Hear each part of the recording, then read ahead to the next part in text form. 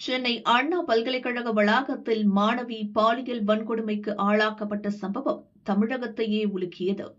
அதைத் தொடர்ந்து கல்வி நிறுவனங்களில் மாணவிகளின் பாதுகாப்பை உறுதி செய்யும் வகையில் பல்வேறு பாதுகாப்பு நடவடிக்கைகளை தமிழக அரசு எடுத்தது. ஆனால் அதெல்லாம் வெறும் கண்துடைப்புக்குத்தான் என்பதை வெளிப்படுத்தும் விதமாக சென்னையில் 2 அரசு கல்லூரிகளில் அடுத்தடுத்த நாட்களில் 2 பலாத்கார சம்பவங்கள் வெளிச்சத்திற்கு வந்துள்ளது. அதில் ஒரு பலாத்கார சம்பவம் 3 கொலையில் முடிந்துள்ளது. சென்னை தரமணியில் உள்ள தமிழக அரசுக்கு சொந்தமான வேதியியல் தொழில்நுட்ப கல்லூரியில் காவலாளியாக வேலை பார்த்த பீகார் இளைஞர் சென்னை அடையாறில் சாக்கு மூட்டையில் சடலமாக கிடந்தார். அவருடன் நட்பில் இருந்த பீகாரைச் சேர்ந்த சில இளைஞர்களை பிடித்து போலீசார் விசாரித்தபோது திடுக்கிடும் தகவல்கள் வெளியானது. கல்லூரி வளாகத்தில் மனைவி மற்றும் குழந்தையுடன் பீகார் இளைஞர் வசித்து வந்துள்ளார். ஒருநாள் மனைவியை நண்பர்களை பாலியல் பலாத்காரம் செய்துள்ளனர். அதை கணவன் தடுத்துள்ளார். இதனால் கணவன் மனைவி மட்டுமல்லாமல் குழந்தையையும் அந்த காம கொடூரர்கள் கொலை செய்து மூட்டையில் கட்டி வெவ்வேறு இடங்களில் வீசி சென்றுள்ளனர் என தெரியவந்தது. அந்த சம்பவத்தையே சென்னை போலீசார் முழுமையாக விசாரித்து முடிக்காத நிலையில் இன்னொரு அரசு கல்லூரியில் பலாத்கார சம்பவம் நடந்திருப்பது அதிர வைத்துள்ளது. சென்னை நந்தனத்தில் அரசு கலைக்கல்லூரி உள்ளது. 2000த்திற்கும் மேற்பட்ட மாணவ மாணவிகள் படிக்கும் இந்த கல்லூரி வளாகத்தில் கோட்டூரைச் சேர்ந்த செல்வம் என்பவர் கடந்த 11 ஆண்டாக கேண்டீன் நடத்தி வந்தார். கடந்த 20 நாட்களுக்கு முன் அரியலூர் மாவட்டத்தைச் சேர்ந்த 22 வயது இளம்பெண் செல்வம் கேண்டீனில் வேலைக்கு சேர்ந்துள்ளார். 10 நாளுக்கு முன் புதுக்கோட்டையைச் சேர்ந்த குணசேகர் வயது 57 என்பவர் அதே கேண்டீனில் மாஸ்டர் வேலைக்கு சேர்ந்துள்ளார். பெண்ணை பார்த்ததும் எந்த ஊரு என குணசேகர் பேச்சு கொடுத்தார். ஓ, அரியலூரா? எனக்கு புதுக்கோட்டைதான் என நைசாக பேசினார். என்னென்னவோ சொல்லி அந்த பெண்ணை வலையில் விழ வைத்தார். கல்லூரி வளாகத்தில் வைத்து நேற்று அந்த பெண்ணை பாலியல் வன்கொடுமைக்கு குணசேகர் ஆளாக்கியுள்ளார். இளம்பெண் கத்தி கூச்சலிட்டதால் அங்கிருந்த மாணவர்கள் ஆசிரியர்கள் ஓடி வந்து காப்பாற்றினர். குணசேகரை அடித்து உதைத்து சைதாப்பேட்டை போலீஸ் நிலையத்தில் ஒப்படைத்தனர். மாஸ்டர் குணசேகரை கைது செய்த போலீசார் இளம்பெண்ணை பெண்கள் குழந்தைகள் நல பாதுகாப்பு அலுவலரிடம் கவுன்சிலிங்குக்காக அழைத்து சென்றனர். அந்த பெண்ணிடம் அதிகாரி விசாரித்த போது பல திடுக்கிடும் தகவல்கள் வெளியானது. அந்த பெண்ணுக்கு திருமணமாகிவிட்டது. கணவருடன் கருத்து வேறுபாடு ஏற்பட்டு 2 மாதத்தில் கணவரை பிரிந்தார். உறவினர் ஒருவரின் உதவியுடன் கும்பகோணத்திற்கு சென்று தனியார் நிறுவனத்தில் ஸ்வீப்பர் வேலை பார்த்தார். அந்த வேலை பிடிக்காததால் அங்கிருந்து சென்னைக்கு வந்தார். 20 நாட்களுக்கு முன் செல்வம் கேண்டீனில் வேலைக்கு சேர்ந்தார். பாத்திரம் கழுவுவது, பெருக்குவது, சமையலுக்கு உதவுவது என பல வேலைகளை செய்துள்ளார். இளம்பெண் கணவரை பிரிந்து வாழ்கிறார். வெகுளித்தனமாக பேசுகிறார். சில நேரங்களில் மனநலம் இல்லாதவர் போல நடக்கிறார். இதையெல்லாம் பார்த்த கேண்டீன் உரிமையாளர் செல்வத்தின் மனதில் காம எண்ணம் தலை தூக்கியது.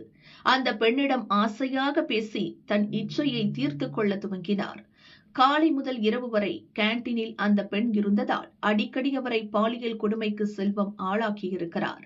செல்வத்தின் நண்பர் கார்த்திக் என்பவரும் அதே கேண்டீனில் வேலை பார்த்தார். செல்வம் அந்த பெண்ணுடன் கேண்டீனிலேயே உறவு கொள்வதை பார்த்த கார்த்திக்கு சபலப்பட்டார். செல்வத்திடம் அது பற்றி கேட்டுள்ளார். பிறகு பெண்ணை அவரும் பாலியல் வன்கொடுமை செய்ய துவங்கியுள்ளார் என விசாரணையில் தெரியவந்தது. இப்படி செல்வமும் கார்த்திக்கும் அந்த பெண்ணை கடந்த சில நாட்களாக அடிக்கடி பாலியல் வன்கொடுமைக்கு ஆளாக்கி வந்த நிலையில் 10 நாளுக்கு முன் வேலைக்கு சேர்ந்த மாஸ்டர் குணசேகரனும் தன் பங்குக்கு கொடுமைப்படுத்தியுள்ளார். அவரும் முதல் நாளிலிருந்தே இளம்பெண்ணிடம் தன் கொடூர முகத்தை காட்டியிருக்கிறார். இப்படி 3 பேரும் மாறி மாறி சித்திரவதை செய்ததால் இளம்பெண் வேதனையை வெளிக்காட்டாமல் புழுவாக துடித்து வந்துள்ளார். நேற்று குணசேகர் மீண்டும் தன்னிடம் அத்துமீறிய போது பொறுத்துக் கொள்ள முடியாமல் கத்தி கதறியிருக்கிறார். அதன் பிறகுதான் இந்த விவகாரம் வெளியே தெரிந்திருக்கிறது. கேண்டீன் உரிமையாளர் முதல் மாஸ்டர், ஊழியர் என 3 பேரும் தினம் தினம் அப்பாவி இளம்பெண்ணை பாலியல் கொடுமைக்கு ஆளாக்கியதை அறிந்து பெண்கள் பாதுகாப்பு குழு அதிகாரியும் போலீசாரும் அதிர்ச்சியடைந்தனர். பெண்ணின் வாக்குமூலத்தின் அடிப்படையில் கேண்டீன் உரிமையாளர் செல்வம், அவரது நண்பர் கார்த்திக், மாஸ்டர் குணசேகர் ஆகிய 3வரை போலீசார் கைது செய்து விசாரணை நடத்தி வருகின்றனர். இவர்கள் தவிர அந்த பெண்ணை வேறு யாரும் பலாத்காரம் செய்தார்களா என்ற கோணத்தில் போலீசார் தீவிர விசாரணை நடத்தி வருகின்றனர். அடுத்தடுத்து 2 அரசு கல்லூரிகளில் பலாத்கார சம்பவங்கள் நடந்ததால் பொங்கி எழுந்த மாணவர் சங்கத்தினர் நந்தனம் அரசு கலைக்கல்லூரி வளாகம் முன் ஆர்ப்பாட்டத்தில் ஈடுபட்டனர். அரசு கல்லூரி மாணவர்களின்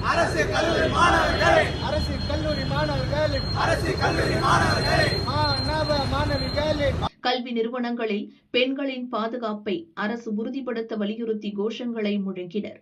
பெண்களுக்கு எதிரான புகார்களை விசாரிக்கும் குழு என்ன செய்கிறது, கல்லூரி முதல்வர் என்ன செய்கிறார் என அடுக்கடுக்கான கேள்விகளை மாணவர் அமைப்பினர் கேட்டனர். அனைவரையும் விசாரணைக்கு உட்படுத்த வேண்டும், தவறு செய்தவர்கள் யாராக இருந்தாலும் தண்டிக்கப்பட வேண்டும் எனவும் வலியுறுத்தினர். அரசு கல்லூரிகளுக்குள்ளார ஒரு பாதுகாப்பில்லாத ஒரு சூழலை இன்னைக்கு தொடர்ச்சியா சென்னை நகரத்துக்குள்ளார நீடித்து வருது அப்படின்றது.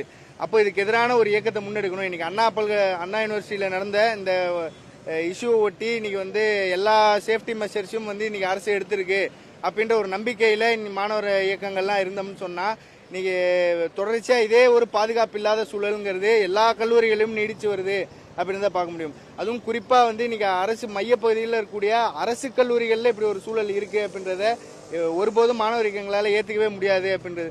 அப்போ இன்னைக்கு சென்னை மாநகரத்தில் மாணவிகளுக்கு அரசு மாணவிகளுக்கு பாதுகாப்பை உறுதிப்படுத்தணும் அப்படின்ற ஒரு கோரிக்கையை முன் வச்சு தொடர்ச்சியாக இது வரைக்கும் ஒரு 3 பேரை இந்த வழக்கில் கைது பண்ணியிருக்காங்க.